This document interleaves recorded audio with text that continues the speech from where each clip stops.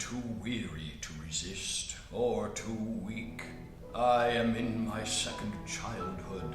I do not see you as you really are. I can't remember what I really am. I feel nothing but the accursed happiness I have dreaded all my life long. The happiness that comes as life goes. The happiness of yielding and dreaming instead of resisting and doing. The sweetness of the fruit that is going rotten. You dread it almost as much as I used to dread losing my dreams and having to fight and do things. But that is all over for me. My dreams are dashed to pieces. I should like to marry a very old, very rich man. I should like to marry you. I had much rather marry you than marry Mangin. Are you very rich? No, living from hand to mouth. And I have a wife somewhere in Jamaica, a black one. My first wife, unless she's dead. What a pity. I feel so happy with you. I thought I should never feel happy again. Why? Don't you know? No. Heartbreak. I fell in love with Hector and didn't know he was married. Heartbreak? Are you one of those who are so sufficient to themselves that they are only happy when they are stripped of everything, even of hope? It seems so. For I feel now as if there was nothing I could not do, because I want nothing. That's the only real strength. That's genius. That's better than rum. Rum? Why did you spoil it? Hector and Randall come in from the garden through the starboard door. I beg your pardon, we did not know there was anyone here. That means that you want to tell Randall the story about the tiger. Come, Captain. I want to talk to my father, and you had better come with me. Nonsense. The man is in bed. Aha!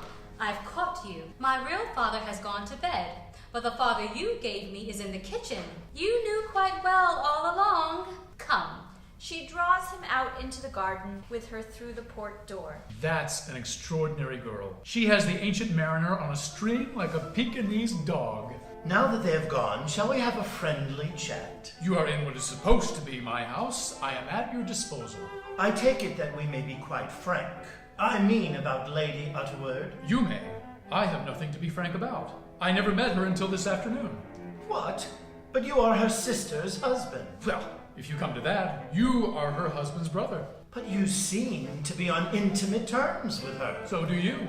Yes, but I am on intimate terms with her. I have known her for years. It took her years to get to the same point with you that she got to with me in 5 minutes, it seems. Really? Ariadne is the limit. She is, as I remarked at Hesione, a very enterprising woman. You see, Hushabai, you are what women consider a good-looking man. I cultivated that appearance in the days of my vanity, and Hesione insists on my keeping it up. Hector indicates his Arab costume. She makes me wear these ridiculous things because she thinks me absurd in evening dress. Still, you do keep it up, old chap. Now, I assure you, I have not an atom of jealousy in my disposition. The question would seem to be rather whether your brother has any touch of that sort. What? Hastings? Oh, don't trouble about Hastings. He has the gift of being able to work 16 hours a day at the dullest detail and actually likes it. That gets him to the top wherever he goes. As long as Ariadne takes care that he is fed regularly, he is only too thankful to anyone who will keep her in good humor for him. And as she has all the shot-over fascination, there is plenty of competition for the job, eh? Oh, she encourages them. Her conduct is perfectly scandalous. I assure you, my dear fellow, I haven't an atom of jealousy in my composition.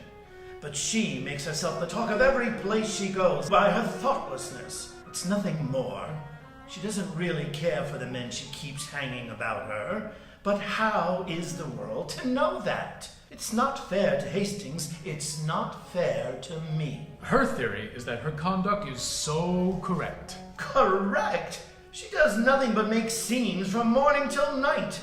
You be careful, old chap. She will get you into trouble. That is, she would if she really cared for you. Doesn't she? Not a scrap. She may want your scalp to add to her collection, but her true affection has been engaged years ago. You had really better be careful. Do you suffer much from this jealousy? Jealousy? I'm jealous? My dear fellow, haven't I told you that there is not an atom? Yes, and Lady Utterword told me she never makes scenes. Well, don't waste your jealousy on my mustache. Never waste jealousy on a real man. It is the imaginary hero that supplants us all in the long run. Besides, jealousy does not belong to your easy man-of-the-world pose, which you carry so well in other respects.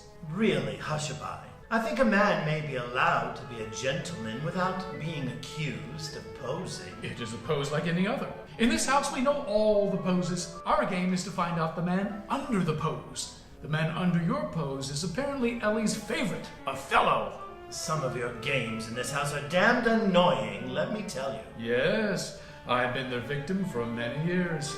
I used to writhe under them at first, but I became accustomed to them. At last, I learned how to play them. If it's all the same to you, I'd rather you didn't play them on me. You evidently don't quite understand my character or my notions of good form.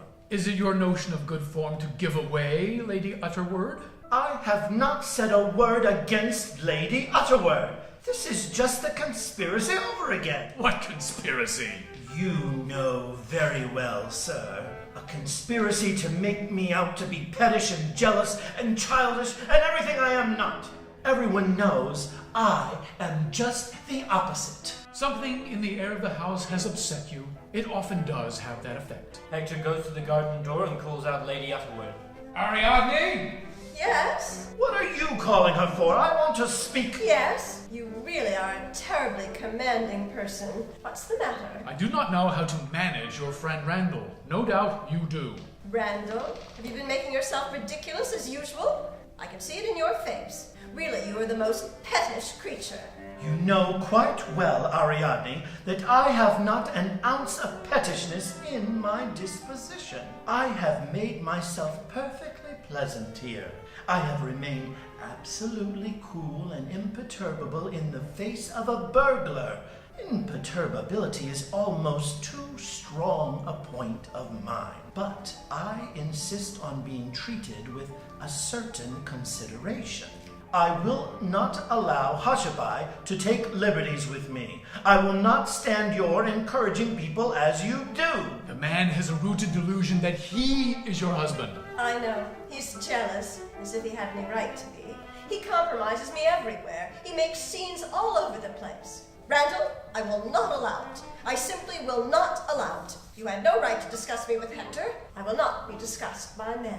Be reasonable, Ariadne. Your fatal gift of beauty forces men to discuss you. Oh, indeed. What about your fatal gift of beauty? How can I help it? You could cut off your mustache. I can't cut off my nose. I get my whole life messed up with people falling in love with me, and then Randall says I run after men. Yes, you do. You said it just now. Why can't you think of something else than women? Napoleon was quite right when he said that women are the occupation of the idle man. Well, if ever there was an idle man on earth, his name is Randall Utterword. Ariadne! Yes, you are. It's no use denying it. What have you ever done? What good are you? You were as much trouble in the house as a child of 3. You couldn't live without your valet. This is... Laziness. You are laziness incarnate. You are selfishness itself. You are the most uninteresting man on earth. You can't even gossip about anything but yourself, and your grievances, and your ailments, and the people who have offended you. I'll not Do you stand... know what they call him, Hector? Please don't tell me. Randall the Rotter. That is his name in good society. I'll not bear it, I tell you! Will you listen to me, you infernal... Go on. What were you going to call me? An infernal what? What unpleasant animal is it to be this time? There is no animal in the world so hateful as a woman can be. You are a maddening devil. Hushabye, you will not believe me when I tell you that I have loved this demon all my life. But God knows I have paid for it. Crybaby. My friend, the Shotover sisters have 2 strange powers over men. They can make them love, and they can make them cry. Thank your stars that you are not married to one of them. And pray, Hector. Hector suddenly catches her round the shoulders and swings her right round him and away from Randall. Hector grips her throat with his other hand. Ariadne, if you attempt to start on me, I'll choke you. Do you hear? The cat and mouse game with the other sex is a good game, but I can play your head off at it. He throws her Not at all gently. into the big chair. It is true that Napoleon said that woman is the occupation of the idle man, but he added that she is the relaxation of the warrior. Well, I am the warrior, so take care. My dear Hector, I have only done what you asked me to do. How do you make that out, pray?